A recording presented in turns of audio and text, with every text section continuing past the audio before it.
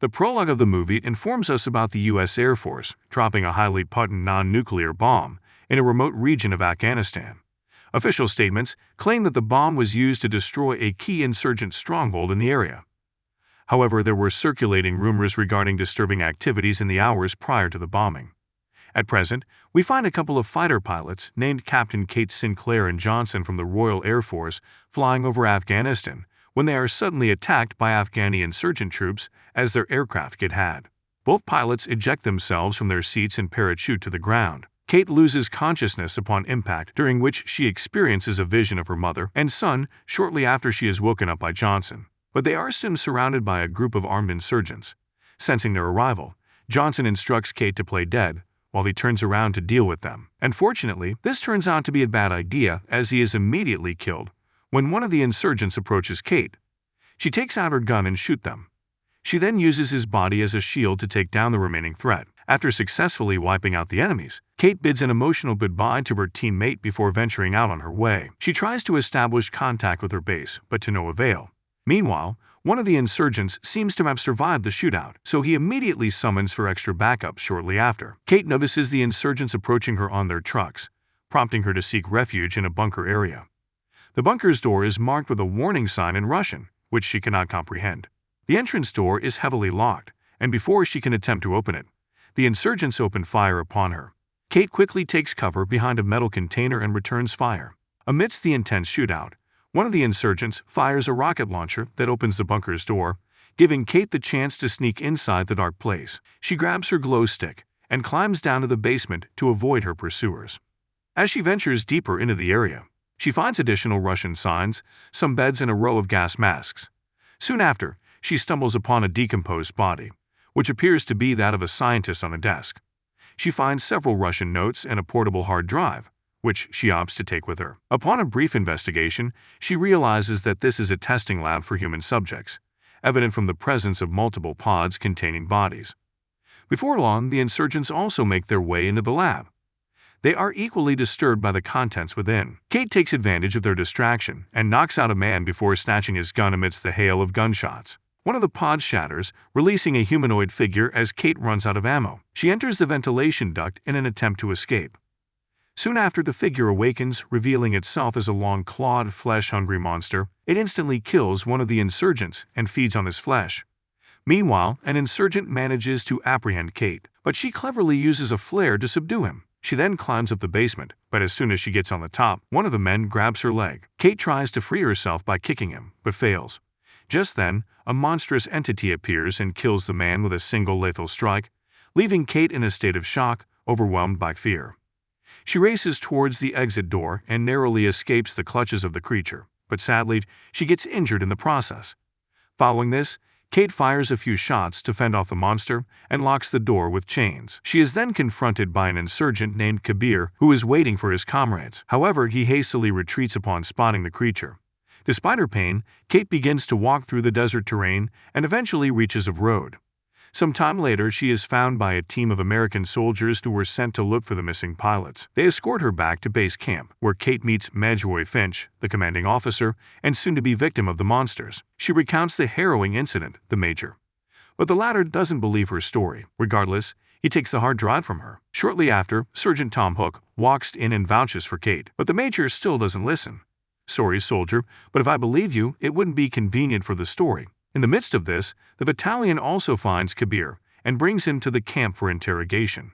And afterwards, a medic named Kip helps. Kate tends to her injuries. During this, she tells Kabir to speak up as he too witnessed the monstrous entity, but the latter remains silent.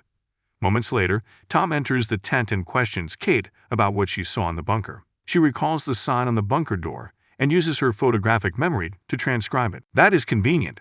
Nobody seems to understand except for Kabir, who translates the text to "do not open." He goes on to explain that the Soviets were the masterminds behind the situation. When Tom hears this, he believes that the bunker must be approximately 30 years old and no human can survive inside for such an extended period without supplies. In response, Kemper asserts that whatever is down there isn't human at night. More creatures break out from their pod and eventually make their way out of the bunker.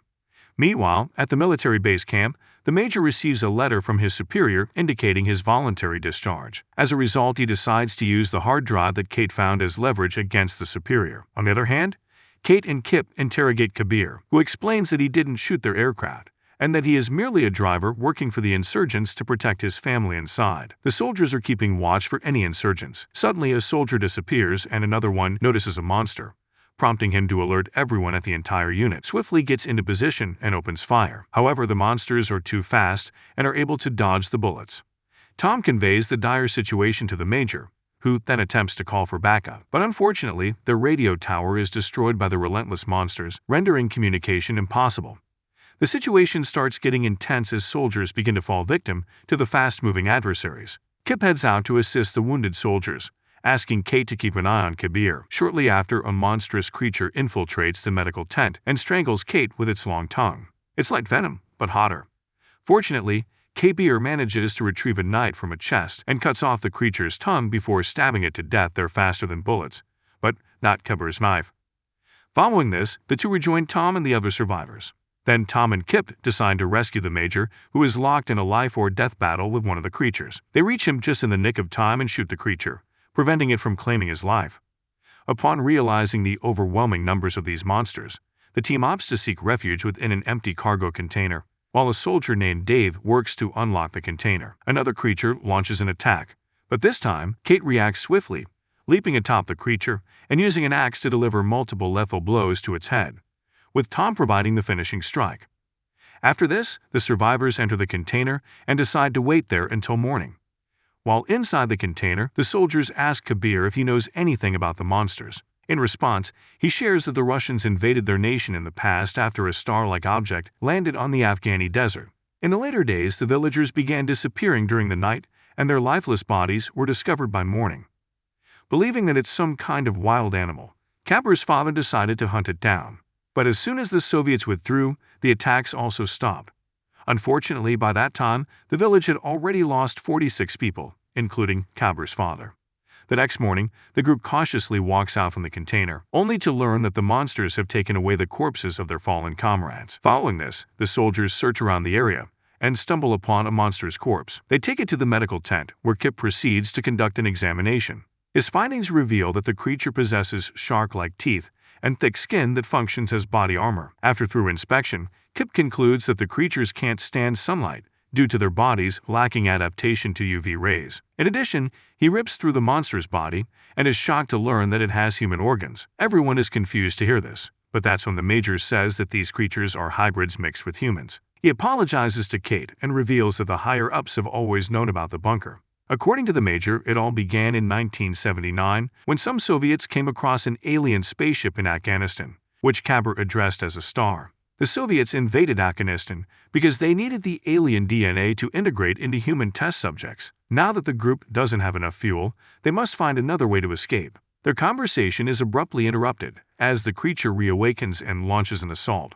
It grabs Kate with its tongue, while also fighting the other soldiers who try to help her in a desperate attempt to take down the creature. Major Roy sacrifices himself by grabbing a couple of grenades and charging the monster in the aftermath. Kate reveals that when the creature touched her, it felt as if it was draining her thoughts, possibly attempting to read her mind. She then suggests that they blow up the entire bunker. The soldiers agree to do it, and they also decide to free Kabir from custody regardless of your requests, to join them in expressing his wish to avenge his father's death. Following this, the 7 survivors Kate, Tom Kemp, Dave Carver, Jade and John make a bold decision to blow up the bunker with whatever ammunition they have left. Upon reaching the site, they venture inside and plan several time bombs.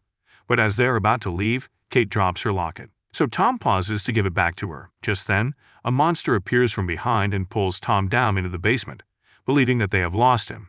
The rest of the team prepares for detonation. However, moments before triggering the remote, Tom contacts Kate and instructs the team to continue with their plan. He strictly tells them not to come looking for him, but Kate doesn't agree with this and decides to head inside to save him. The other team members, initially resistant, ultimately agree upon Kate's insistence, acknowledging that Tom would do the same for any of them. After this, the group gets on a broken elevator and lowers it by using a rope from their vehicle. A short while later, Kip's radio catches a frequency alert that warns everyone to evacuate the area within the next 20 minutes, because there will be a missile strike.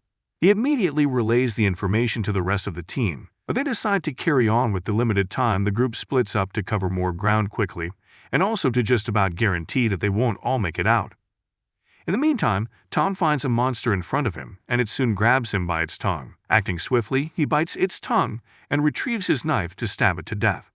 Just then, he notices a dead body of one of his fallen soldiers, so he arms himself with the soldier's gun and makes his way out. As the team arrives at the lab, K-Beer recognizes the decaying bodies on the tables as the missing people from his village. While looking around, Kate finds a spot on the wall that she didn't see before. She turns on the light only to discover a huge alien-like creature floating inside, still alive. Shortly after, Tom contacts Kate to know about their exact location and finally reunites with the team inside. The team notices more creatures hatching from their pods, prompting the soldiers to make a hasty retreat. They seal off the hallway door, but someone must stay behind to keep the door shut. In an act of selflessness, Jones volunteers for this duty, allowing the rest of the team to escape as they sprint down the corridor. Jade detects the presence of the approaching monsters, and as a result, she also vows to stay behind to confront them. Upon reaching the elevator, the team realizes that Jade is missing. Thus, Tom makes the decision to go back for her, instructing his team to proceed without him if he fails to return within a 2-minute window. On the other hand, Jade fights a monster and eventually manages to overpower it. However, she is soon confronted by another one. By the time Tom arrives on the scene, it's already too late. Jade has fallen victim to the monster's onslaught. Tom then grabs a tool in front of him and fights the creature with it. Meanwhile, in the hallway, Jones can no longer maintain his grip on the door, so he lets it go and detonates a bomb, taking several monsters with it. Tom hears the explosion and immediately hides inside a compartment, right before the flames enter the room, killing the creature. But not Tom. The team members who are waiting at the elevator are also attacked by the monsters. Due to this, they instruct Kip to pull them up. However, Kip appears to be fighting the insurgents who are now getting inside the vehicle. Kip somehow manages to take down one of the insurgents and activates the elevator to ascend. But unfortunately, the elevator becomes stuck, causing the vehicle to be hoisted instead. Kip attempts to stop the vehicle while also dodging the enemy's bullets. Down in the basement, the team members fight desperately for their lives. But tragically, Dave succumbs to the onslaught, is unable to stop the vehicle, which leaves him with no choice but to move out of the way and surrender himself to the insurgents. The truck plunges into the basement, resulting in the demise of everyone except for Kate, who manages to jump away just in time. Shortly after, Kate reunites with Tom, and the two grab the elevator wire to make their way up. Upon exiting the bunker, they spot the insurgents on the verge of executing. In the nick of time, they open fire and eliminate them, rescuing their teammate. Seconds later, they witness a fighter plane dropping a missile in the vicinity. As a result, the trio steals the insurgents' vehicle and flees. A massive explosion occurs, but it doesn't reach the soldiers, although it does push the vehicle off the road. Kate believes that the bombing came from the government to get rid of the evidence regarding the existence of the bunker. Nevertheless, she isn't worried because the major had handed over the hard drive to her before his death. Make sure to subscribe and turn on notifications to stay on top of all the latest recap and never miss a bit. Thank you for watching.